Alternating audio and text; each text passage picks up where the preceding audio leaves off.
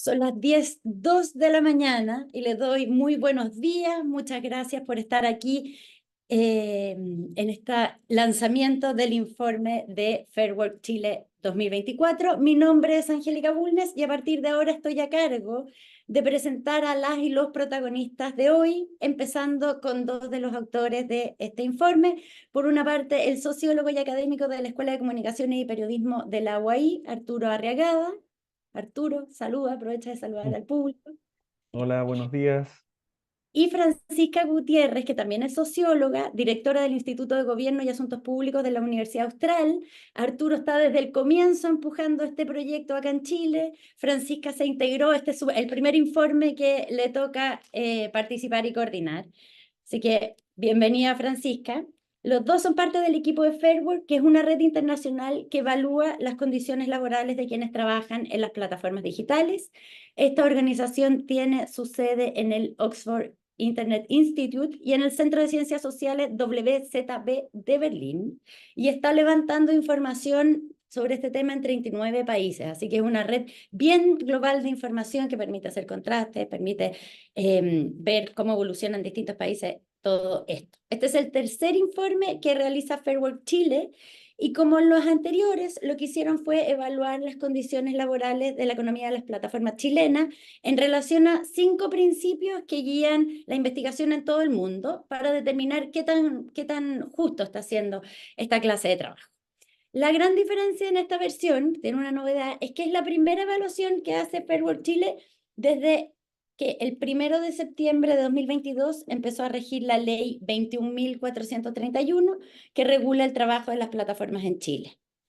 Esta ley, una de las cosas que hace es que establece estándares mínimos para las horas de trabajo, la remuneración, el acceso a la seguridad social de las personas que participan en este mercado, por lo que el informe 2024 es especialmente interesante porque nos va a dar como las primeras pistas y datos sobre los efectos que está teniendo este cambio que introdujo la ley en 9 plataformas analizadas.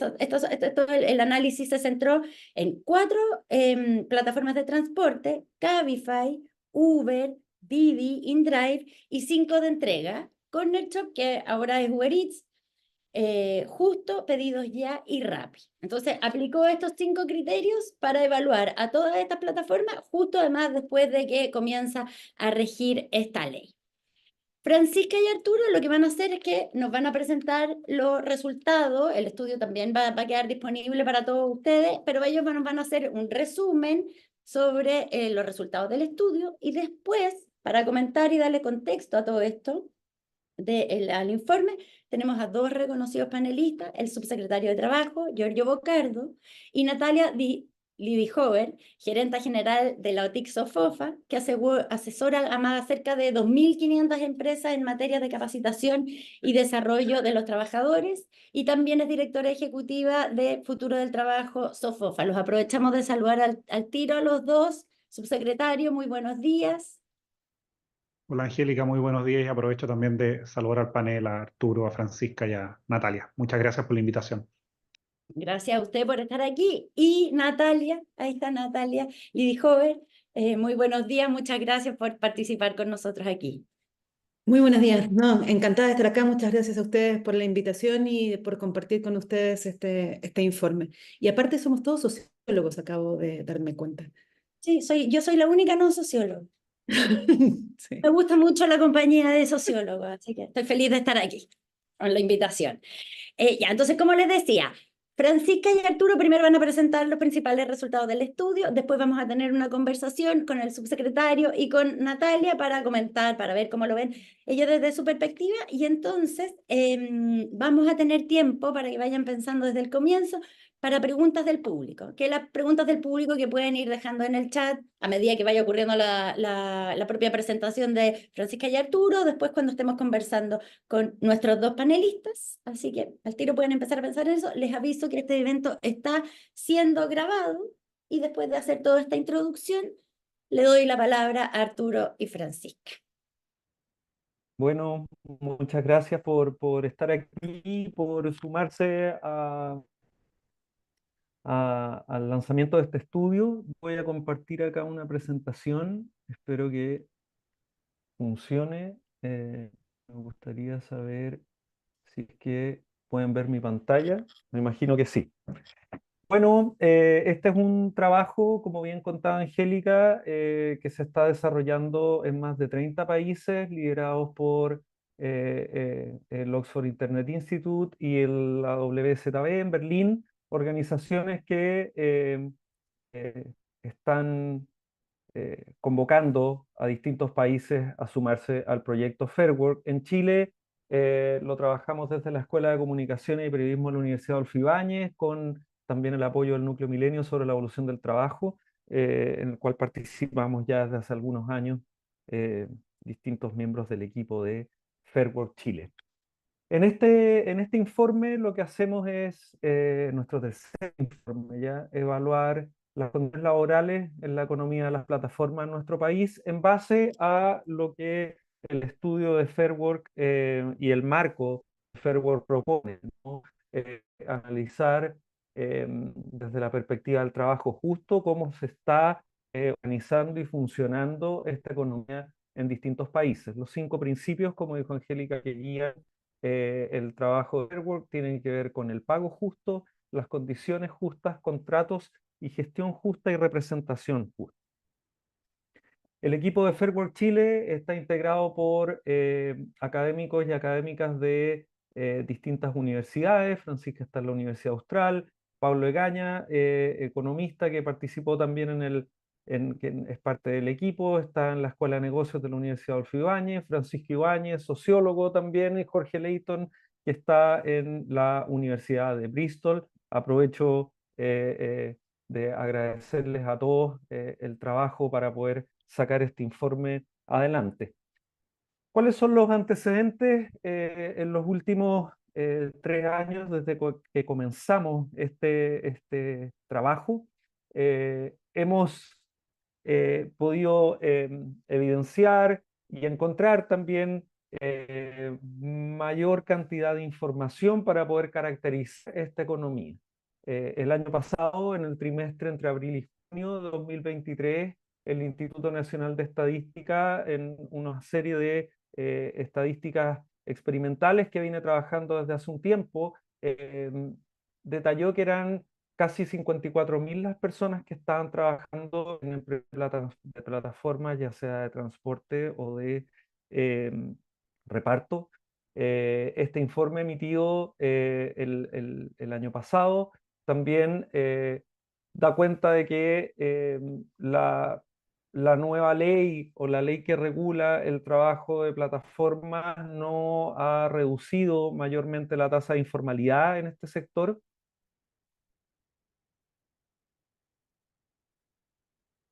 Y 6.000 de los casi 60.000 personas que trabajan en este rubro declaran como una fuente secundaria de ingresos. Estos son datos del Consejo Superior Laboral de este año. También se da cuenta que las jornadas de trabajo de quienes eh, desempeñan algún tipo de actividad en esta economía, ya sea como conductores o repartidores. En el caso de los conductores de reparto o repartidores, trabajan de 10 hasta 15 horas al día, mientras que los transportistas de pasajeros trabajan por lo general entre 6 a 7 horas diarias. Hasta octubre de 2023, 6 de cada 10 conductores de transporte y casi 5 de conductores repartidores no pagaba cotizaciones provisionales voluntarias, algo que limita su acceso a protecciones de seguridad social. Hay una resolución del Servicio de Impuestos Internos que promete de alguna forma mejorar este problema en el futuro. Todo esto de acuerdo al reciente informe publicado por el Consejo Superior Laboral. El estudio de Fair Work, como les contaba al inicio, aborda 5 principios que nos interesa explorar para poder entender cómo funciona este mercado y de qué manera se están dando las dinámicas laborales de quienes participan en él.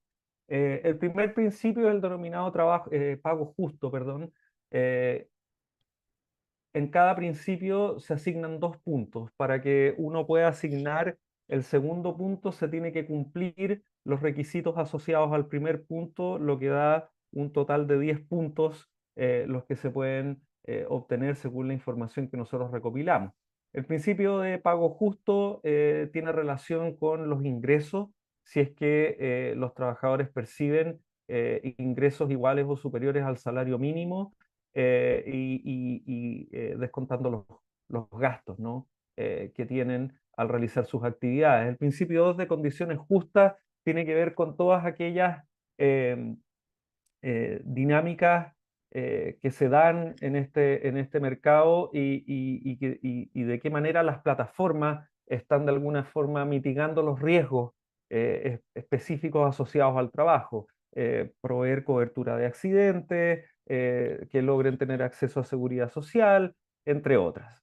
Los contratos justos tienen que ver con la disponibilidad de términos y condiciones claros a las que puedan acceder las personas que prestan servicios para estas empresas, quizás asegure también que no se impongan cláusulas injustas en estos contratos.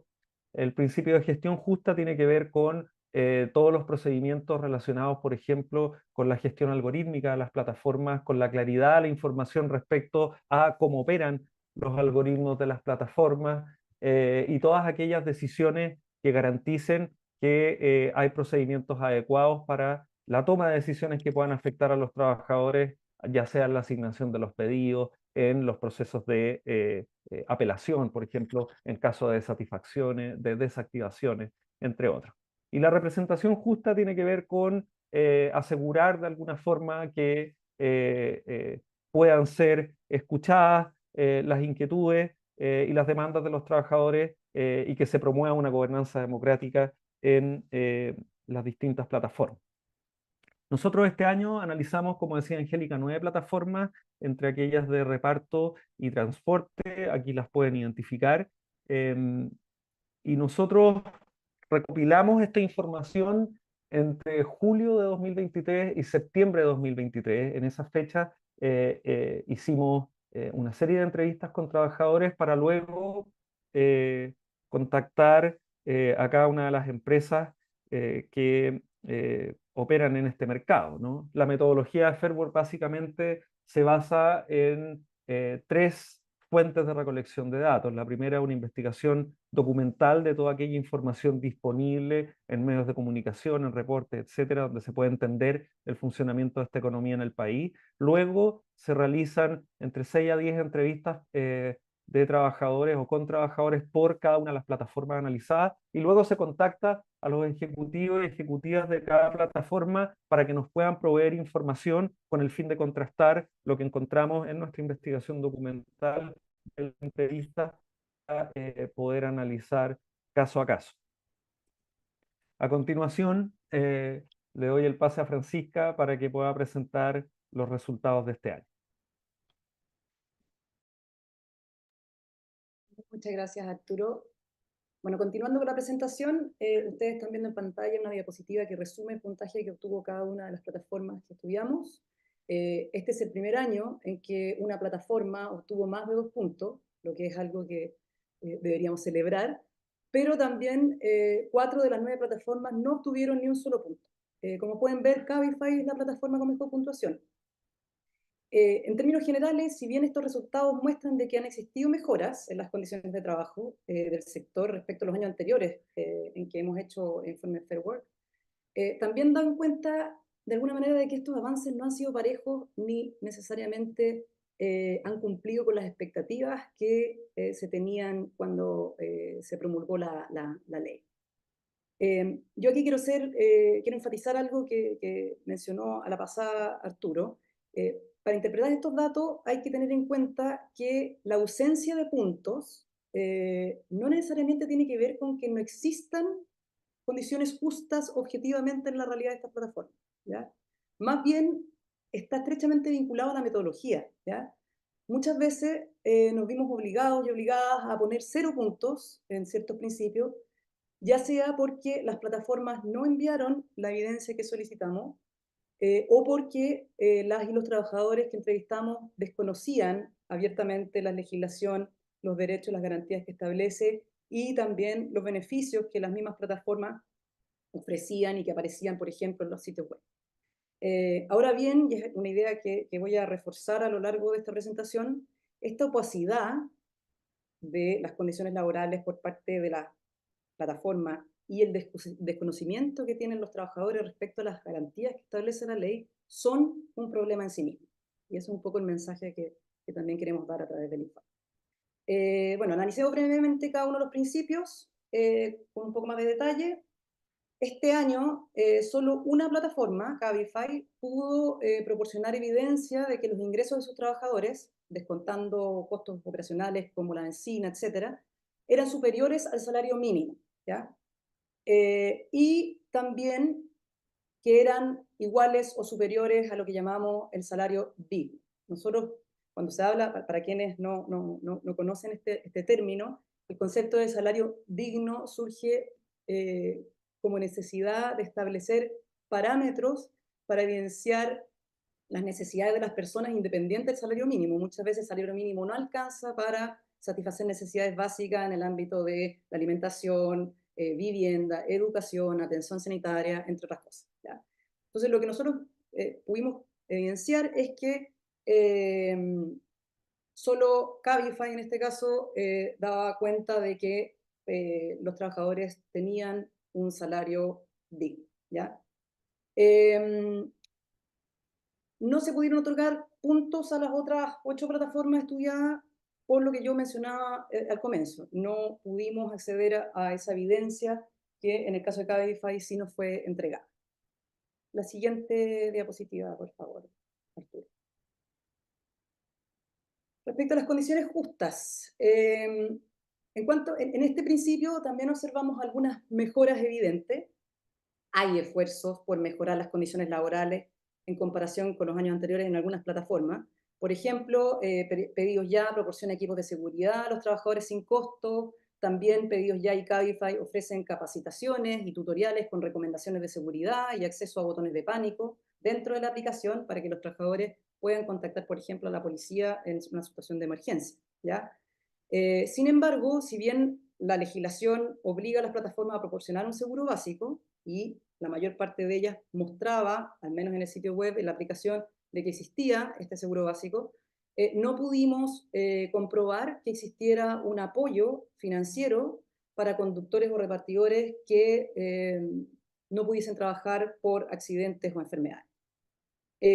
También aquí quiero resaltar que muchas de las entrevistas mostraban un desconocimiento importante de los trabajadores respecto a este seguro de accidente. Como decía al inicio, es uno de los grandes problemas que estamos viendo para que, en el fondo, la ley tenga los efectos que se esperaban. La siguiente diapositiva. En términos generales, hay una mejora en el ámbito de los contratos respecto a los años anteriores, porque 3 plataformas obtuvieron puntos en este principio, ¿ya? Los contratos y términos y condiciones están fácilmente disponibles para los trabajadores y están redactados en un lenguaje relativamente sencillo, con referencias técnicas solo cuando es necesario. Sin embargo, y yo creo que es uno de los hallazgos más interesantes de este informe, pudimos o encontramos evidencia de que los contratos solamente en 3 casos estaban sujetos a la ley chilena, es decir, cumplían a cabalidad con los requisitos que se establece en la nueva legislación y específicamente en el artículo 152, inciso X, que establece algunas informaciones y datos básicos que tienen que tener los contratos, ¿ya? En particular, y esto es interesante para la discusión legislativa, en particular pudimos percatarnos que solamente en 3 casos, Corner Shop, Pedidos Ya y Justo, había, por ejemplo, información respecto a los términos y condiciones para determinar el precio o la tarifa de los servicios, ¿ya? Cuestión que fue largamente y ampliamente discutida en el proceso de discusión de la ley. En relación con el principio 3.2, ninguna de las plataformas evaluadas proporcionó evidencia de que los contratos incluyeran, por ejemplo, un periodo de notificación para cambio de los términos y condiciones. Siguiente diapositiva, por favor, Arturo. Respecto a la gestión justa, en general, las plataformas ofrecen una comunicación relativamente rápida. En algunos casos abordan los problemas de los trabajadores con varios canales de comunicación disponibles, ¿ya? Que incluyen mensajería instantánea, llamadas telefónicas y servicio en persona en oficinas. Sin embargo, las entrevistas a las y los trabajadores mostraron que hay bastante descontento respecto a la rapidez y efectividad que tienen estos canales. Sobre todo en casos de desactivaciones o bloqueos. Ya muchos y muchas trabajadoras denunciaron que tenían dificultades para resolver estos problemas en particular. Tampoco encontramos evidencia suficiente de que existieran procedimientos escritos y bien comunicados respecto a estos procedimientos que permitieran a los trabajadores apelar a estas decisiones. Del mismo modo, no encontramos evidencia de que las plataformas proporcionaran información sobre los criterios que determinan, como decía, el pago y el acceso al trabajo, incluyendo cuando se utilizan algoritmos. Cabify es la única plataforma que demostró tener un proceso de apelación y que proporciona pruebas de políticas contra la discriminación aplicables a todos los trabajadores. La siguiente diapositiva, por favor. Desafortunadamente, no pudimos otorgar ningún punto a las plataformas en este principio, ya que no encontramos evidencia de que estas empresas reconocieran o facilitaran la existencia de organizaciones de trabajadores o de procesos de negociación colectiva. Si bien existen asociaciones de conductores de aplicaciones y repartidores, algunas, eso sí, se han visto debilitadas luego de la pandemia, no pudimos encontrar evidencia de que estas plataformas reconocieran formalmente a estas asociaciones o que incitaran y favorecieran algunas instancias de diálogo con ellas. Cabe señalar, eso sí, que Uber negoció en mayo del 2023 con el antiguo sindicato de Corner Shop. No obstante, este sindicato es un sindicato que agrupa trabajadores internos, que eran trabajadores contratados por Corner Shop y que con la fusión que hubo se mantuvo, y que, sin embargo, en la entrevista que hicimos a repartidores específicamente y transportistas, no pudimos recolectar evidencia de que Uber haya favorecido este proceso de negociación o de que cuente actualmente con una política que fomente y favorezca este tipo de diálogo. Más bien, pudimos evidenciar de que existe bastante temor en las y los trabajadores respecto a eventuales sanciones por participar en asociaciones o incitar algún tipo de negociación. Finalmente, Arturo, por favor, la última diapositiva que tenemos preparada. A modo de conclusión, me gustaría resaltar algo que ya dije, pero que es importante rescatar. Primero, que este informe es coincidente con otros estudios que han salido durante el último año en mostrar que la legislación, si bien ha generado mejoras en las condiciones laborales significativas, no lo ha hecho en la medida de lo esperado y no lo ha hecho de manera pareja. A diferencia de otros estudios, yo creo que esa es una de las fortalezas que tiene Fair Work, el método Fair Work. En este se contempla no solamente una aplicación, sino varias, como mencionó Arturo al comienzo. Ahora bien, yo creo que hay dos elementos que el informe destaca, ¿ya? Primero es la opacidad que existe respecto a las condiciones laborales en este sector. Tuvimos muchas dificultades para obtener información de primera mano por parte de las plataformas, y eso de alguna manera es un problema en sí mismo. No solamente porque la opacidad tiene consecuencias sobre el derecho y la capacidad que tienen los trabajadores de tomar decisiones informadas, sino también para las empresas mismas, y eso es algo que quiero resaltar, porque nos hace difícil reconocer los avances y los esfuerzos genuinos que sin duda han existido en los últimos años por mejorar o para mejorar las condiciones laborales en el sector. Y también, evidentemente, tiene un efecto para el regulador, ¿cierto? Porque establece obstáculos para que se pueda fiscalizar el grado de cumplimiento de la nueva normativa. Y también el último punto tiene que ver con la informalidad, ¿ya? El último informe de la subsecretaría muestra claramente que la tasa de informalidad en el sector sigue siendo muy alta, lo que de alguna manera cuestiona que la legislación esté generando o tenga la posibilidad de generar cambios significativos en las condiciones laborales de manera pareja, ¿ya? Uno de los temas que surgió con bastante frecuencia en las entrevistas es el arriendo de cuentas, sobre todo en el sector del delivery, y que hace bien difícil la aplicación de la normativa, porque los titulares de los derechos son en el fondo los trabajadores que aparecen en los contratos y, como pudimos observar en el terreno, muchas veces quienes ejecutan el trabajo en la práctica no son las personas titulares de los contratos. Ahora bien, esto tiene muchas causas, ¿cierto? Pero sin duda es un desafío porque en el fondo tenemos que tratar de avanzar hacia la formalización del trabajo en el sector, considerando las necesidades y las particularidades de los trabajadores que se ocupan en este sector. Y con esto terminamos la presentación de los hallazgos del informe y doy la palabra a nuestra moderadora. Muchas gracias.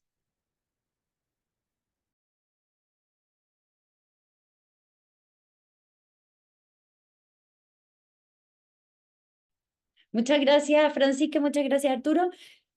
Aprovecho de felicitarlos porque a mí me ha tocado seguir más o menos el recorrido del trabajo de Fair Work Chile desde el comienzo. La primera presentación fue el 2021, ¿no es cierto, Arturo? Claro, y en ese momento había muy poca información sobre este ámbito. Entonces fue un gran aporte encontrar datos sistematizados con una metodología sobre todo este trabajo y que continúa, claro, con el tiempo y la propia ley ha empezado a haber más información cuando se discutía la ley, pero fue un gran aporte y sigue siendo esto de poder ir comparando y cómo va avanzando toda esta economía de las plataformas. Así que muchas gracias por eso, felicitaciones. Y tal como ya les habíamos adelantado, entonces ahora le vamos a dar la palabra a los dos panelistas invitados, el subsecretario del Trabajo Giorgio Bocardo y Natalia Lidihover, gerenta general de Otixo Fofa. Entonces, la primera pregunta es la misma para los dos, que es, ¿cuáles son sus primeras impresiones? ¿Qué les sorprende del informe que se estaban esperando? Y le voy a dar la palabra primero al subsecretario para que nos cuente sus reacciones al informe de Fair Work Chile. Bueno, primero que todo agradecer el informe, el trabajo de Fair Work que lidera Arturo y Francisca acá en Chile, porque creemos que es un informe que viene en un muy buen momento. Sobre todo para el estado de la discusión y de la implementación de la ley de trabajadores de plataforma.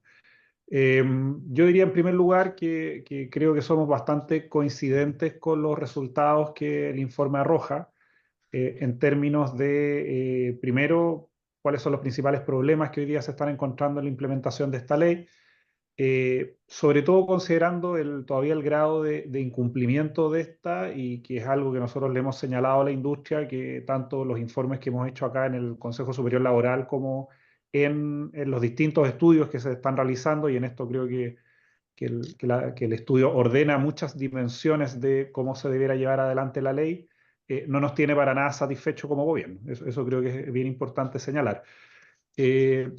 Creo que hay un par de cosas de contexto que creo que han hecho difícil que esta ley, que si uno la mira en el contexto latinoamericano y global, es una ley de avanzada en relación a otras legislaciones. Nosotros como gobierno en su momento fuimos bastante críticos a esta ley, pero en mi calidad de subsecretario al menos había dos focos que nos hemos puesto como meta durante estos 2 años. Uno, que está muy bien reflejado en el estudio, que es todavía el incumplimiento de varios aspectos de la ley, particularmente de la formalidad. En el momento en que esta ley se debatió, se dijo mucho que esto era un trabajo temporal, a tiempo parcial, para complementar ingresos. Y creo que tanto el estudio que hace Fair Work como otras investigaciones muestran que este es un empleo del cual las personas dependen principalmente. Y por lo tanto, los esfuerzos de laboralización que hay que hacer acá todavía siguen estando pendientes. Nosotros hemos tomado algunas medidas de ajuste, sobre todo considerando que la totalidad o la mayoría de los trabajadores de plataformas se han insertado laboralmente vía condiciones de trabajador independiente, lo cual ha significado que sus posibilidades de laboralización pasen por algunos ajustes que hemos estado realizando con la industria en materia de servicio de impuestos internos y boletas de honorarios, que es ahí donde hay un desafío bien concreto que podría generar un cambio muy significativo el próximo año en materia de formalización. Ahora, yo me quería referir a 3 puntos del estudio que me parece importante de relevar y ahí también de posibilidades de seguirlas profundizando. El primero tiene que ver con los contratos, algo que ustedes pudieron revisar en detalle y que a nosotros nos parece muy relevante de profundizar, ya que en el trabajo que hemos realizado con los sindicatos y con la industria hemos visto que todavía la idea de un contrato y ese contrato que establezca de forma clara las condiciones y las obligaciones de las empresas. Aquí en esto hay que ser bien claro. O sea, hay ciertas obligaciones que las empresas, que los contratos no estarían reflejando, y eso es un primer problema que queremos abordar. El segundo, relativo a la forma en cómo las empresas están abordando las materias de seguridad y salud en el trabajo, que era uno de los objetivos básicos de la formalización de estos trabajadores, y que aún no tendrían acceso. En eso también hay que señalar que durante el 2022 el enfoque de las empresas fue más bien, yo diría, y esto cruzado sobre todo con la ley de transporte, la llamada ley Uber en materia de transporte, hizo que algunas empresas más bien adoptaran una estrategia de judicialización y confrontación, lo que hizo muy difícil poder implementar algunas de estas medidas y que recién hoy día se están empezando a canalizar. En eso también compartimos, a propósito de la representación justa, que todavía hay una dificultad de parte de la industria de entender que estos son trabajadores que se están organizando a través de sindicatos y que el diálogo social tiene que ser uno de los ejes que permita la implementación de la ley por las características además que tienen este tipo de trabajadores que ya han sido ampliamente reflejadas en el estudio. Entonces, yo diría que primero lo que tiene que ver con la formalización es un objetivo muy relevante para este 2024-2025. Segundo, que estos son trabajadores que trabajan a tiempo completo y que este ingreso es central para la reproducción de sus vidas y por lo tanto cambia bastante los fundamentos con los cuales esta ley se implementó. Y tercero, que a partir del Consejo Superior Laboral nosotros tenemos planificado 2 hitos que me parece importante quizás entrar en diálogo con el estudio. El primero es que el 2024 y 2025 vamos a hacer la segunda y la tercera evaluación de la ley.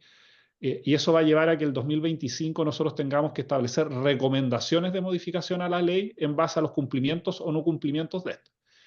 Y de ahí que los informes futuros que haga la Fundación creemos que van a ser un aporte bien sustantivo en materia de poder evaluar finalmente si esta ley cumplió con sus objetivos y o si requerimos alguna modificación. Y lo segundo es que estamos iniciando ahora en agosto una mesa de tripartita con la industria, por un lado, y con los sindicatos, por otro, porque justamente a propósito de la representación justa y varios de los déficits que este informe señala en términos, por ejemplo, de mecanismos de atención inmediata, de contar con una oficina para la cual los trabajadores poder establecer algún tipo de reclamo, o bien profundizar en el desconocimiento que todavía existe de esta ley, van a ser una herramienta bien relevante, sobre todo de cara a lo que se viene el año 2025 en la Conferencia Internacional del Trabajo, donde el tema de plataformas va a ser un eje central de la conferencia. De ahí que también como país nos estemos preparando para ello y por lo tanto para nosotros este informe es un insumo bien relevante justamente para ir avanzando y también entendiendo que hay algunas empresas que se han ajustado, que están cumpliendo, que han ido adoptando las medidas que la ley le exigen y otras que no lo han hecho. Y por lo tanto ahí en eso creo que el informe también refleja de buena manera cómo la industria hoy día se está organizando, pero también los déficits que esta tiene. Entonces yo ahí simplemente para dejar algunos puntos de caída, me parece que este informe tiene un potencial enorme, no solamente en términos de ilustrar y dar cuenta de un sector que todavía está en proceso de laboralización, sino que puede jugar un rol bien relevante en los próximos año y medio, 2 años, en donde como gobierno, como ministerio, pero también en el contexto en que está la discusión de plataformas, se va a ir evaluando esta ley y obviamente una ley que no cumple sus objetivos necesariamente tiene que ser modificada. Por lo tanto, lo que hagamos o no hagamos este 2024 y 2025 va a ser bien central en esta materia. Entonces, para nosotros hay un elemento que es clave, es que el sector de trabajadores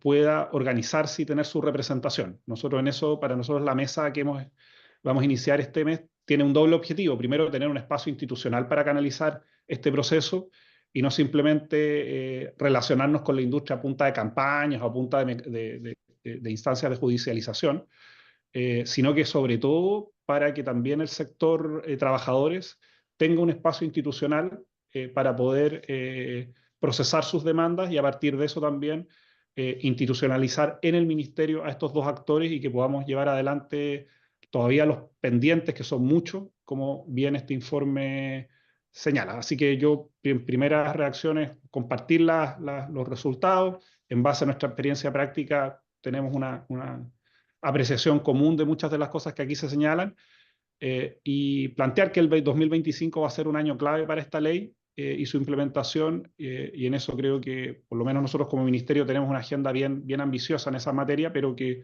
creo que este estudio va en esa dirección y ayuda y contribuye de manera muy significativa al trabajo que se está haciendo en Chile. Muchas gracias, subsecretario, por sus primeras impresiones. Y entonces ahora le quiero dar la palabra a Natalia Lidihover para que nos cuente cómo se ve esto desde el ámbito privado y sobre todo del área en que tú trabajas, que es el de la capacitación y el desarrollo de los trabajadores. Muchísimas gracias, Angélica. Y me gustaría dividir la respuesta en dos. Desde donde me presentaste, ¿no? Quiero hablar un poco como gerente general del OTIC y quiero luego referirme al futuro del trabajo. Y cuando yo miro el informe y lo leo con atención desde el sombrero de dedicarme todos los días a pensar en el desarrollo de los trabajadores del mundo de las empresas, lo que me llama la atención es quiénes son estas personas, ¿no? Estos 53.000 trabajadores. ¿Cuál es el itinerario de ellos? ¿De dónde vienen? ¿Dónde estaban antes? Y cuál es la oportunidad de futuro que tienen ellos, ¿no? Y desde ahí pensar entonces cuáles son las habilidades que tenían, cuáles son las habilidades que necesitan para incorporarse al mundo del trabajo en una trayectoria que les permita desarrollarse, que es lo que nosotros buscamos. Y armar entonces itinerarios de futuro para que estas personas que hoy están trabajando en este escenario podamos entregarles, ayudarlos, diseñar y pensar desde la política pública, desde la franquicia tributaria, que es público-privada, y desde mi rol, oportunidades de desarrollo. Y ahí me falta información, me falta mucho. Y me falta información desde las trayectorias de ellos, porque no contamos con esa información, pero también porque la política pública que administrábamos o la franquicia tributaria se mete al interior de la empresa desde la historia propia de la empresa, ¿no? Y las empresas de plataforma están fuera de ella. Entonces no tenemos acceso a entender quiénes son y cómo acompañarlos. Y no dudo que las capacitaciones que fueron nombradas en el informe deben existir, pero están muy vinculadas a lo higiénico del desempeño de hoy de mi trabajo y no tienen ni una mirada de desarrollo futuro para esos trabajadores, ¿no? Capacitaciones que están en el borde de cómo los habilito para el trabajo de hoy, cómo les doy normas de seguridad, cómo les digo qué hacer si ocurre una emergencia, son propias del desarrollo de mi trabajo actual y no tengan ninguna oportunidad de desarrollo futuro para esos trabajadores, ¿no? Y ahí tengo un primer ámbito de acción que me llama mucho la atención y cuando veía los estudios de caso que el informe describe con nombres de personas que cuentan, me daban ganas de expandirlo, de decir, pero y antes y después, ¿no? ¿Cómo nos imaginamos quiénes son esas personas un poco más en profundidad para acompañar ese desarrollo? Pero desde mi otro sombrero, que es donde más me apasiona, que es pensar en el futuro del trabajo, el futuro del trabajo tiene como dos maneras de entenderse. El primero lo voy a nombrar porque es el que más está instalado en nuestras cabezas, pero es el menos útil, que es usar lo que sabemos para tratar de buscar miradas hacia adelante, ¿no? Entendemos la historia y hacemos líneas rectas y tratamos de proyectar el futuro desde ahí. Eso tiene muchas limitaciones, que cada vez que hay cambios bruscos que irrumpen en el mercado laboral no nos permite entender lo que viene. Y estamos viviendo hoy uno de ellos. La otra manera de entender el futuro del trabajo es entender escenarios futuros que uno puede más o menos decir qué probabilidad tienen de que se cumplan y desde ahí tratar de entender para atrás qué debiéramos estar haciendo. Y en el mundo del trabajo por plataformas, todos coincidimos que todos los escenarios del futuro del trabajo, expanden el trabajo de plataforma, ¿no? se empieza a ver que no solo se profundiza, sino se profundiza en la cantidad de trabajadores que van a trabajar por plataforma. ¿Por qué? Porque este estudio está muy orientado a los primeros trabajos por plataforma que tuvimos visibles, que son los trabajos de transporte y de compra. Pero empiezan a aparecer y a aparecer cada vez más plataformas de trabajadores de conocimiento, ¿sí? En donde uno puede contratar delivery de trabajadores para una asesoría, para un trabajo puntual, para una carga de un trabajo puntual, ¿no? Y eso no solo genera cambios en la manera en que nos relacionamos desde las empresas con esos trabajos y cómo podemos adquirir esos servicios, sino que también presionan y cambian al interior de la empresa las condiciones de trabajo, porque empiezas a competir con para la atracción de esos talentos con condiciones que son totalmente distintas a las que tú tienes en la empresa. Y te obligan a repensar ciertas dinámicas del mundo de la empresa, ¿no? Entonces, por ejemplo, para contarles algo chiquitito, pero que muestra mucho, en Europa empiezan a aparecer con más fuerza, y tal vez Alessio nos podría contar más, que las plataformas de pago de sueldo, las plataformas con las que uno paga las remuneraciones, te permitan calcular el día de trabajo de los trabajadores y pagar al día siguiente. Trabajadores con contrato, en el que para competir contra el pago de plataforma que otros le ofrecen, las empresas están empezando a pagar por el día anterior de trabajo libre, así de manera de poder atraer talentos que si no estarían compitiendo de manera distinta. Esos cambios en el mundo del trabajo que el mundo de plataforma va a empujar, a mí me parecen súper interesantes también, ¿no? Y creo que una discusión para el futuro, entendiendo perfectamente que la mirada que hoy se nos estaba planteando tiene que ver con el presente, es cómo nos adaptamos y cómo generamos condiciones en las empresas de adaptabilidad para lo que el mundo de las plataformas va a empujar en general en el mundo del trabajo. Cómo hacemos un mundo de trabajo que incorpore seguridad, salud, oportunidades de formación, trato justo, contratos distintos seguramente, ¿no? Pero que incorpore también las posibilidades que le entregan las plataformas de diseño de sus itinerarios laborales a los trabajadores, que en el mundo de los trabajadores del conocimiento se vuelve súper atractivo, ¿no? Eso es otra condición. Eso fue mi segunda mirada sobre este estudio. Gracias, Natalia. O sea, la Natalia como que nos habla un futuro de lo que viene y como que Fair Work va a tener que ampliar su registro de acuerdo a lo que está describiendo Natalia. Pero ahora en lo inmediato me interesa, subsecretario, que usted planteó que ha habido como un alto grado de incumplimiento a la ley que comenzó a regir en septiembre de 2022. Entonces me gustaría saber cómo se explica eso, a qué lo atribuye usted, por qué se está incumpliendo la ley y qué se puede hacer en ese sentido. ¿Quedó mal hecha la ley?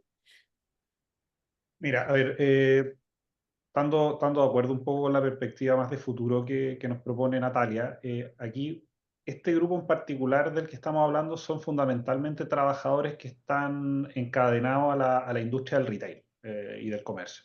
Y por lo tanto tienen condiciones, características salariales, contractuales, bastante alejadas de lo que uno entiende como trabajo decente. Y creo que eso es bien importante señalar porque nos permite también entender al grupo y los objetivos de una ley que tenía básicamente primero un ejercicio de formalización, que todavía está altamente incumplido. Segundo, entregarle condiciones mínimas de seguridad y salud en el trabajo. Estamos hablando de un pago previsional, de un acceso a salud, de herramientas de protección personal, un seguro de accidentes laborales. Y así como también un ordenamiento de un sector de una industria que si bien es nueva, ya tiene prácticamente una década de funcionamiento en Chile. Y este proceso tenía tres componentes. El primero que era el de impuestos internos, de cosas tan básicas como que la empresa tributara en Chile, algo que todavía no se logra con todas las empresas que hoy día están siendo investigadas en este estudio. Segundo, laboralizar el sector. Y tercero, la regulación de transporte, porque aquí estamos hablando fundamentalmente de una industria que está vinculada con la logística. Y eso no se cumple, por lo menos laboralmente, todavía de buena manera. Yo creo que primero yo diría, esta industria tenía poca cultura de relacionarse con las instituciones del trabajo. O sea, nosotros a comienzo del 2022, cuando comenzamos a prepararnos para la implementación de esta ley, la industria nos reclamaba como si un trabajador que trabajaba para 5 plataformas le tenían que entregar 5 elementos de protección personal. Y por lo tanto, ¿cómo le íbamos a entregar 5 cascos si era el mismo trabajador? Y nosotros le planteamos, bueno, ese es el modelo de negocios que ustedes organizaron para organizar esta industria. La ley les exige a cada uno de ustedes, por cada contrato de trabajo, que se hagan ustedes responsables de la protección personal. Eso costó harto de que se comprendiera la industria. Segundo, porque ante un pronunciamiento de la Dirección del Trabajo, que siempre, aquí hay que señalar, siempre el debate, tanto de los estudios como del Congreso, estuvo muy marcado por si estos iban a ser trabajadores dependientes o independientes. Pero en la práctica, lo que finalmente, en lo que se avanza en la ley es más bien en formalización y seguridad y salud en el trabajo. Entonces, cuando la Dirección del Trabajo emite un pronunciamiento de cómo se iba a regular la relación de dependencia e independencia, algunas empresas judicializaron esto. Entonces nos tuvieron un año preocupados más bien de esta cuestión y hay un retraso ahí en el proceso de implementación. Y el tercero es que había diría, una nebulosa en la ley respecto a qué pasaba con, primero, todos los trabajadores se vincularon a través de una relación de contrato independiente, y no estaba resuelto cómo se procesaba el pago de cotizaciones a través de la boleta de honorario en un sector que obviamente tenía un total desconocimiento de emitir una boleta, retener el impuesto, pagarlo todos los años, y eso costó mucho. Nosotros a partir de eso propusimos dos cuestiones. La primera, que hicimos un trabajo administrativo con impuestos internos que va a permitir que en este mayo, en esta devolución de impuestos, eso quede reflejado y las empresas retengan ellas el impuesto. Eso debería significar un avance importante en formalización y esperamos que eso tenga un efecto. Y eso era algo que no quedó bien resuelto en su momento en la ley. Y lo segundo es que ha costado harto, como te decía, de que se entienda que independiente de la relación laboral dependiente o independiente, las empresas tienen algunas responsabilidades que tienen que cumplir en materia de seguridad y salud en el trabajo, condiciones laborales, entregar ciertos mínimos, y eso es necesariamente un cambio cultural. Nosotros tenemos o sea, tenemos cifras hartas expectativas en que esta mesa de tripartita permita ir procesando esto. Porque en este momento, y nosotros en el estudio que realizamos, tenemos un problema que es práctico. Las empresas perciben que han cumplido mucho y los trabajadores perciben que se ha cumplido muy poco. Entonces, cuando tú tienes esa polaridad en los dos actores fundamentales de la relación, evidentemente que hay un problema. Evidentemente que hay un ¿Qué hace ahí, subsecretario? Nosotros hemos apostado, y se lo hemos dicho a la industria, que más que campañas terroríficas de lo que va a pasar, calamitosas, o bien de estar todo el rato judicializando, es que procesemos los tres actores involucrados en este proceso de diálogo y tenemos expectativas cifradas en que esto va a ayudar a canalizar la implementación de la ley. Pero para eso las partes tienen que tener la voluntad de sentarse. Y en eso yo diría que a la industria le costó sentarse en un proceso de diálogo serio y vinculante. Y eso es lo que estamos trabajando al respecto. Dicho eso, también tenemos para este 2025, vamos a hacer un esfuerzo importante en materia de fiscalización a través de la Dirección del Trabajo, algo que todavía no habíamos logrado terminar de establecer de buena manera. El 2025 esto va a empezar a funcionar de manera mucho más sistemática.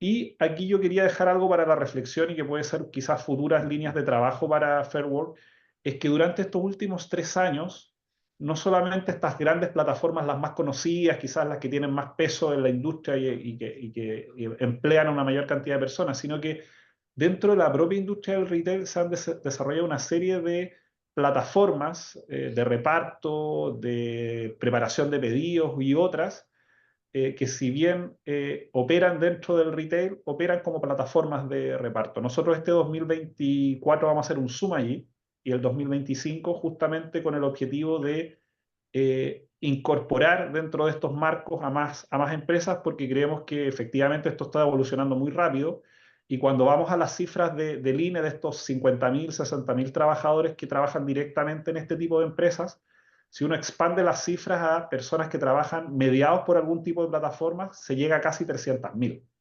Y eso estamos hablando de un sector productivo completo que hay que estudiar, hay que regular, porque ahí también pueden haber hartos oscuros que hagan que muchas de esas personas no cuenten con un contrato, no cuenten con condiciones mínimas de seguridad y salud en el trabajo, pero todos estos procesos cuando hay una industria nueva cuesta, pero para nosotros, ya esa ha sido nuestra apuesta, el diálogo tripartito es la forma en cómo íbamos resolviendo en el Ministerio estas cuestiones, pero para eso algo que es bien importante, la parte de empleadores tiene que reconocer al actor sindical. Y en eso al menos lo que nos señala este estudio es que todavía hay una dificultad para que la industria entienda que su contraparte organizada son los sindicatos, y es con ellos con los que hay que ir procesando la implementación de esta ley, porque si no sabes lo que termina pasando, Angélica, que la sensación es de que después en el Congreso se aprueban leyes, estas leyes proponen y prometen ciertos objetivos, estos objetivos después no se cumplen y con legítima razón la ciudadanía se pregunta, bueno, ¿para qué entonces Claro, pura legislar este frustración. tipo de cuestiones? Entonces, creo que es bien importante para la legitimidad de las instituciones políticas, pero también para las leyes laborales, es que finalmente estas leyes se cumplan. Y si no se cumplen, por distintas razones, nosotros como gobierno estamos obligados a proponer cambios, necesariamente. Una cosa que me parece que todos han mencionado, o sea, bueno, el informe lo menciona, Arturo lo mencionó, la Francisca, la Natalia y el subsecretario, es el tema de la información. Desde cada uno de su perspectiva han hablado de la opacidad, de la dificultad para que la información circule. Parece ser una constante como a la hora de acercarse a este tipo de trabajo, este tipo de plataforma. Te quería preguntar, Natalia, en ese sentido, una de las cosas que muestra el informe es la falta de información que tienen los propios trabajadores con respecto a que ahora hay una ley que les ofrece protección. ¿Qué se puede hacer ahí desde el ámbito de la propia capacitación? Si no debería ser este un énfasis muy importante, que como el énfasis en que capacitación uno, que conozcan sus propios derechos y las alternativas que tienen. Sí, yo también, uno de los puntos que me llamó la atención y que se ve en en otras conversaciones que están ocurriendo en el mundo de los trabajadores es la necesidad, lo voy a poner un poco más grande, ¿no? ¿Cómo formamos ciudadanos informados que entienden todas las regulaciones y todo lo que está ocurriendo? Y en el plano de los trabajos por plataforma parece que eso es más relevante, porque al faltar esa formalidad en el trabajo y esa relación que se da en los trabajos formales, donde es desde adentro de la empresa que me informan, entonces, ¿dónde está ese otro espacio si no está dentro de la empresa? A mí me aparecen las dos conversaciones. Uno, cómo generamos información para ser ciudadanos informados que nos permita entender los estándares, las normativas y la legislación y los canales existentes para todos. Y por otro lado, desde el mundo del trabajo de las plataformas, cómo aseguramos esos mínimos higiénicos que permitan que el trabajador se incorpore al mundo del trabajo con una base higiénica de conocimiento sobre lo que se puede esperar, ¿no? Así. Y otra cosa más es al revés. Yo creo que necesitamos entender a los trabajadores, necesitamos entender quiénes son los que están hoy trabajando en el mundo de la empresa. Me gusta la caracterización que trae el informe de ponerle nombre y describir a estos trabajadores para permitirnos vernos un poco. Sabemos que el mundo de la inmigración está muy vinculado al mundo del trabajo por plataforma y ese es un tema mucho más grande, ¿no? que excede.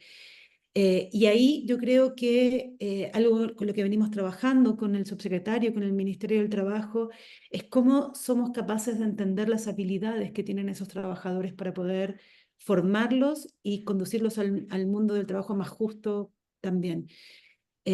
Nosotros en algunos ejercicios y pilotos de experiencias de entender las habilidades de los trabajadores migrantes, hemos sido capaces de entender que muchos de los migrantes no son reconocidos en cuanto a sus habilidades porque los certificados o las condiciones para demostrar esa experiencia no son válidos, ¿no? Y porque muchos aparte han salido de sus países de origen sin ningún tipo de documento que acredite nada en cuanto a su formación. Entonces entran al mundo del trabajo desde una condición muy precaria. Entran a los trabajos de ingreso que no requieren ninguna certificación. Sin embargo, en trabajos en supermercados y en pilotos en supermercado, al pasarlos por plataformas que permiten entender las habilidades que traen, hemos visto que muchos de ellos tienen altos niveles de habilidades digitales, por ejemplo. Algo que es necesario para el mundo del trabajo, pero que si no somos capaces de reconocérselo, no somos capaces de conducirlos a trayectorias laborales que permitan desarrollo. ¿sí? Y que al reconocerle sus habilidades y sus experiencias previas, podemos hacer mejor match con oportunidades de trabajo mejores remunerados, formales, con mejor seguridad social. Ese es un ámbito del trabajo en el que a mí me parece que hay que avanzar con fuerza, porque mirar las fotos solo de la condición de hoy es un problema para mañana de todas maneras. Estos son trabajadores en el que estamos. Yo entiendo el camino que plantea el subsecretario y aporto absolutamente. Estoy totalmente de acuerdo. Estoy solo tratando de tirar más allá la conversación, pero no, estoy de acuerdo con todo lo que plantea el subsecretario. Son los mínimos con los que tenemos que sentarnos a conversar. Pero aparte tenemos que ser capaces de entender cómo los vamos a desarrollar. Son 50.000 o 300.000 trabajadores que están en condiciones de trabajo, de salarios que muchas veces no acceden al salario digno. Y que aparte no están dentro de la mirada de desarrollo, de capacitación y desarrollo del trabajo que hay en el mundo de la formalidad y de la empresa. Entonces, ¿cómo los incorporamos? ¿Cómo somos capaces de reconocer las habilidades que tiene y entregarles mirada de itinerario formativo que les aseguren oportunidades de futuro? Porque muchos de los trabajadores en realidad están ahí por otras condiciones, como ser inmigrantes o como haber estado en una larga cesantía. Y entonces esto aparece como una oportunidad laboral cuando el mundo del trabajo se te empieza a cerrar. Entonces hacernos cargo de esas cosas que están más de fondo me parecen también muy relevantes. Angélica. Gracias, Natalia. Les recuerdo a las personas que están escuchando si quieren dejar alguna pregunta y relacionada con una pregunta que deja Fernando Contreras, tengo una pregunta para Arturo, breve, y una pregunta para Francisca. La para Arturo, Arturo, tú estás desde el comienzo implementando este estudio acá en Chile. Y yo me acuerdo que en los inicios era todo un tema. O sea, desde el comienzo era el asunto de la información, pero además al comienzo era como que las plataformas, las empresas tendían a ver este estudio como una amenaza, como que les iban a poner notas y había mucha desconfianza. ¿Cómo ha evolucionado eso en estos años desde que comenzaste? Como el acceso a la información y la disponibilidad.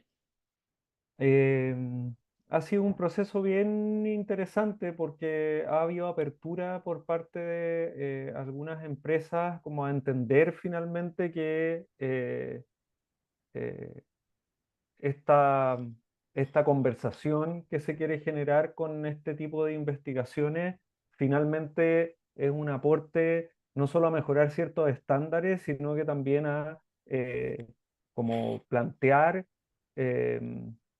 una manera de hacer las cosas que tiene que ver también con el discurso que se instala en torno a estas tecnologías, ¿no? Como qué implica ser tu propio jefe, qué implica ser un trabajador que puede ganar independencia y autonomía en un contexto de plataformas y algoritmos, digo, y otros mecanismos de control. Entonces, eso ha sido bien interesante poder ir generando una conversación que permita que también se abran posibilidades de intercambio de información, de sentarse a conversar.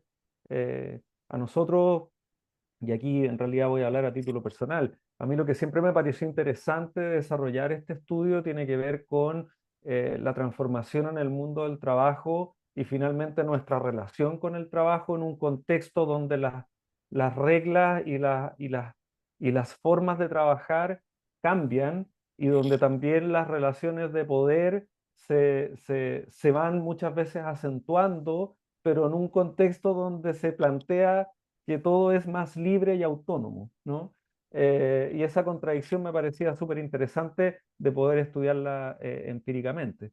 Yo creo que lo que se viene, tal como sugería el subsecretario aquí, es como tratar de ampliar el alcance del estudio, por un lado, incorporando otras plataformas y otros tipos de trabajo, y también ir, que es algo que ya estamos desarrollando, tratar como de lograr un ajuste entre los principios de Fair Work propiamente tal y la realidad de la región, si se quiere, ¿no?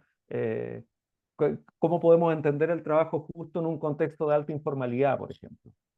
¿Cuál es la relación con la informalidad de un trabajador chileno versus el principio de trabajo justo del trabajador en Alemania, por ejemplo, ¿no? Que tiene otra historia, si se quiere, laboral y en relación con la informalidad, etcétera, etcétera. Entonces, creo que ahí también tenemos que generar esos ajustes en la conversación. Gracias, Arturo. Y Francisca, la pregunta para ti es precisamente la que hace Fernando Contreras, que es una buena pregunta. ¿Qué incentivos operaron en el caso de Cabify para mejorar la entrega de información sobre sus estándares laborales y si eso funciona también para las otras plataformas? O sea, ¿de qué manera lograr vencer la opacidad de la que tú hablabas? Es difícil, porque yo creo que como es un sector emergente y hay una discusión que está ocurriendo ahora. O sea, no se ha zanjado el tema de cómo considerar a estos trabajadores, si son trabajadores dependientes o no son trabajadores dependientes. O sea, hay una discusión que va a tener muchos efectos para la industria que está ocurriendo ahora. Entonces es evidente que las plataformas tengan de alguna manera desconfianza de transparentar cierta información que eventualmente pudiese jugar en su contra en este proceso de discusión legislativa. Yo creo que la desconfianza es un poco inevitable. En el caso de Cabify en particular, nosotros aprovechamos ciertos contactos que tenemos más bien personales. Yo creo que aquí la confianza en esta metodología, y es quizás algo que también vamos a tener que discutir a nivel ya más global sobre la metodología de Fairware, hasta qué punto podemos depender de la entrega de información cuando esta entrega de información está siendo tan difícil, y no es solamente en Chile, sino que en general. Claro, hemos aprovechado un poco los vínculos personales, pero yo creo que desafortunadamente hay un contexto que no favorece esta transparencia de información. No solamente en el marco de este estudio, o sea, de hecho hay múltiples procesos judiciales en el mundo entero para tratar de que los trabajadores y los estados tengan acceso a cierta información básica de los algoritmos que utilizan estas plataformas y que son fundamentales para entender las condiciones laborales en el sector. O sea, el tema de las tarifas, el tema de cómo se calculan las horas de trabajo, etc. Al menos en la información que yo manejo, yo he estudiado otros temas con Fairware, pero también independientemente, en general cuando se ha logrado entender cómo se calcula, por ejemplo, la hora de trabajo, ha tenido que ser a través de acciones que han tomado las mismas asociaciones de trabajadores, como en el fondo defendiendo o aplicando este derecho a acceso a información, pero no ha sido en ningún caso algo que se ha dado de manera voluntaria desde las plataformas. Ahora, yo entiendo, o sea, aquí no quiero juzgar a las plataformas, entiendo la racionalidad que hay en esta necesidad de ponerse estas barreras, pero también es algo que de alguna manera tiene que evolucionar. Y yo creo que en eso el subsecretario dijo algo que es fundamental. El diálogo social en este momento es la herramienta, sobre todo porque es un sector emergente donde la regulación está en proceso, es la herramienta que tenemos para poder avanzar hacia cambiar una cultura laboral que ha estado basada hasta este momento en la opacidad. Ahora, y ahí un poco quizás tengo un diagnóstico menos optimista que el subsecretario, y quería también ponerlo en la mesa para que lo pudiésemos discutir si es posible.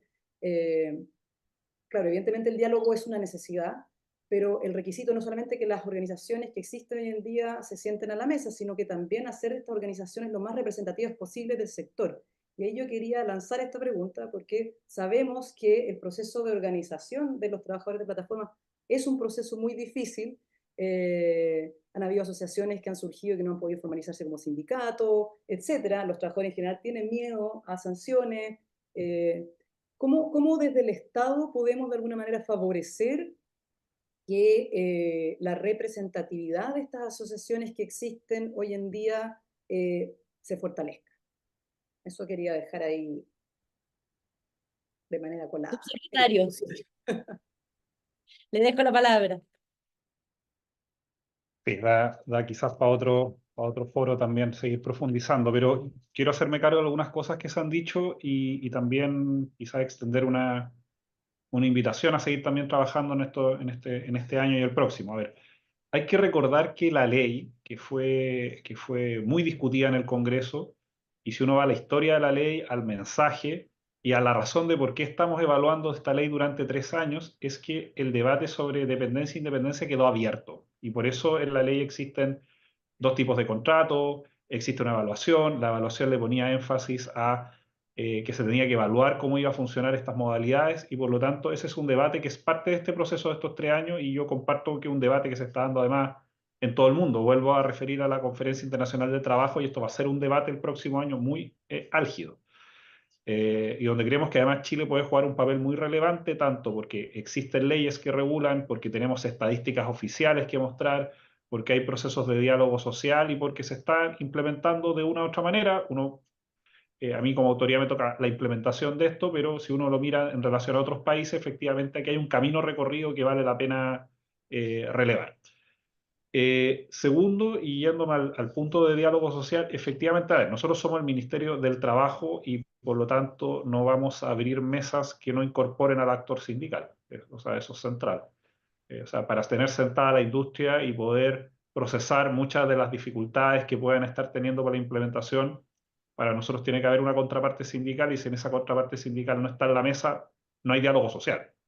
Entonces, para nosotros eso es bien relevante y si bien conocemos de esas experiencias, algunas han sido procesadas a través de la Inspección del Trabajo y nosotros aquí hemos recibido a muchísimas organizaciones sindicales, al menos hemos construido ese mínimo para la construcción de esta mesa de implementación en donde el actor sindical no solamente tiene que estar, sino que tú no puedes al mismo tiempo estar en una mesa de diálogo y después estar al mismo tiempo tomando acciones que le impidan su constitución y organización. O sea, sé que esto es un proceso que está en desarrollo, pero son las condiciones como mínimas de garantías de una mesa en un sector también que hay que decirlo, a nivel de la industria también tienen una experiencia muy reciente de gremio, han tenido varias constituciones de gremios, todavía no están incorporados a las ramas de la Confederación de la Producción y el Comercio, entonces creo que también hay un proceso de constitución y que obviamente puede funcionar como cualquier proceso de diálogo y también puede no funcionar. Pero nosotros sí hemos estado acompañando los procesos de capacitación, formación y acompañamiento a todas las organizaciones sindicales que han estado en este proceso y en eso vamos a seguir por lo menos durante este año y medio. Yo creo que hay ciertos temas que nosotros vamos a abordar durante el 2025 que son claves, contratos, seguridad y salud en el trabajo, que esto a veces uno lo dice, uno lo piensa todo el rato en materia previsional o en materia de acceso a salud, pero la ley de accidentes y seguros y de enfermedades profesionales es una ley bien sui generis en Chile, donde todos los empleadores cotizan y la atención que tú tienes por un accidente laboral, y estos son trabajadores que se comprenderá que son muy propensos a tener accidentes laborales por las características que tienen, te cubre solidariamente. O sea, tú cuando caes en la ley de accidentes y seguros laborales, tu atención no depende de cuál es tu ingreso, sino que accedes a una mutual y te atienden de manera igualitaria por el accidente que tuviste y te prestan las prestaciones que se requieren. Entonces, ese va a ser un objetivo bien importante de avanzar en formalización y de acceso y de conocimiento a las leyes.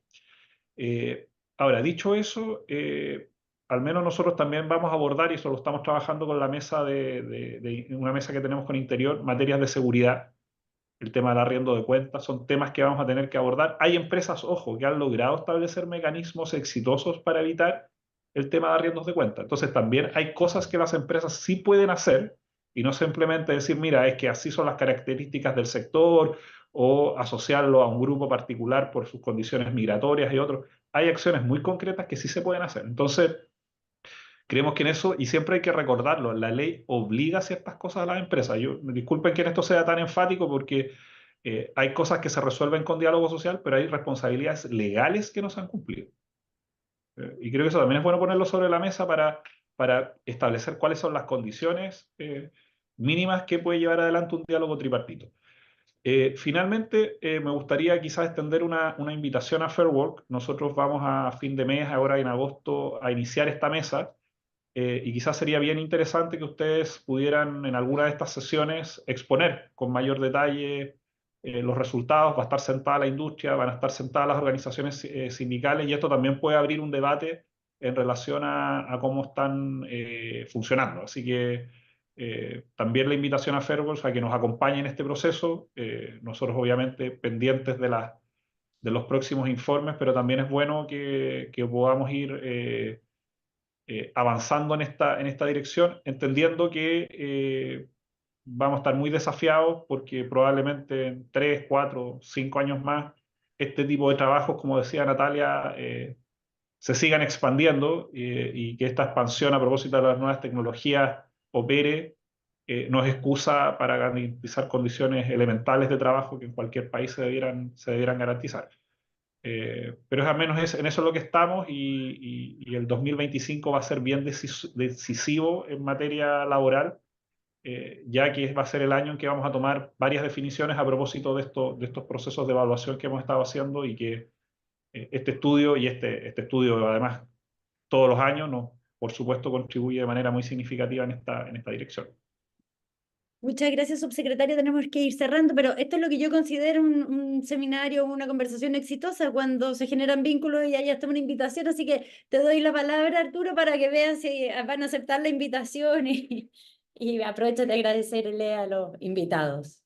Sí, muchas gracias por la invitación, subsecretario. Ahí estaremos. A mí me gustaría cerrar con un par de comentarios breves. El primero, que tiene que ver con aspectos metodológicos. El estudio que nosotros realizamos es un estudio independiente donde no tenemos ninguna relación comercial con las empresas que participan, y quienes deciden participar en este proyecto nos proveen información de manera,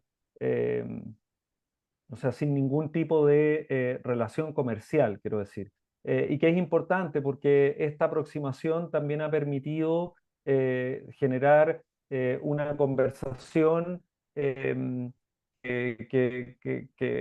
tiene un interés académico, digo, que no tiene una agenda de otro tipo. Y esto mismo también en otros países ha permitido que se generen cambios en la industria y que se genere también una conversación que ponga el foco en quienes hoy día también están trabajando y desarrollando este tipo de actividades. También le quiero agradecer a las empresas que participaron en el estudio, que se abrieron a conversar con nosotros, principalmente la disposición de empresas como Cabify, como Pedidos Ya, la valoramos un montón, y queremos seguir colaborando y ampliando esta conversación, como decía Natalia, el subsecretario, a los próximos trabajos también y otro tipo de plataformas que se están masificando. Este es un proyecto que se enmarca en una conversación más amplia que tiene que ver finalmente con el presente y futuro o evolución del trabajo. Así que nada, agradecer también a la Escuela de Comunicación y Periodismo de la Universidad Adolfo Ibáñez y al Núcleo Milenio sobre la evolución del trabajo, que permite también que desarrollemos esta investigación, y a quienes han participado, a ti también, Angélica, por sumarte a la invitación, a Natalia, al subsecretario. Así que muchas gracias. Pueden descargar el informe, ya está disponible, lo pueden revisar en detalle, y comentarios y sugerencias, todo eso, ahí está nuestra información si nos quieren contactar. Y ahí está el informe ahí en el chat y también, bueno, en el Instagram de Fairwork y en el Twitter, así que pueden difundirlo. Muchas gracias, subsecretario, Natalia, y a los autores, por supuesto, del estudio. Gracias por la invitación y a todas las personas que nos han estado acompañando durante toda esta mañana en esta conversación sobre el futuro del trabajo y lo que está ocurriendo hoy día con las plataformas. Muy buenos días y que tengan un estupendo día feriado mañana. Gracias. Gracias. Muchas gracias. Chao. Gracias.